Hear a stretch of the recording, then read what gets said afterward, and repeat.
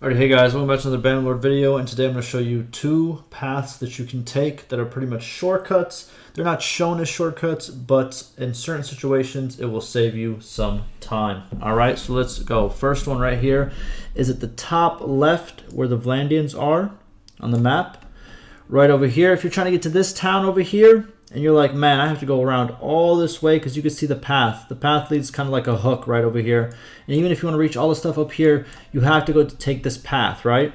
Well, actually, no. There's actually another path, which is literally, follow my cursor. There it is. That is the path. So if I click right there, as you can see, we're going to go through the forest. There's no real path here. You're really going on the mountains. But it is a shortcut, and it will save you some time instead of going all the way around to reach this town. Now on to the next spot, we have the top right of the map where the Kazates and the Sturgians border. Now if you know anything about the Sturgians, their pretty much their layout is very linear. There's a lot of choke points where you have to just go one way. And apart like other kingdoms, as you can see, they're kind of more spread out. There's different variety of ways you can go, different paths, right, that interconnect. Sturgians, very linear, but for this spot right over here where there's a lot of traffic that comes pretty much in a straight line from like this, if you follow my cursor.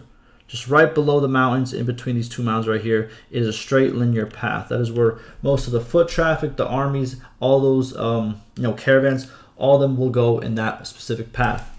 But what you can do, and this is kind of not a shortcut, it's kind of like the long way, but it is the safe route if you do have a small army, or if you're currently at war with the Sturgians and you want to reach some of these towns over here on the outskirts and not the ones right next to the big towns and castles. What you can do is actually go around like this on the top of the mountain right here. It doesn't really show like a path like it shows down here, and you're not going to see much AI over here. You might see some bandits running around, but that's not that big of a deal.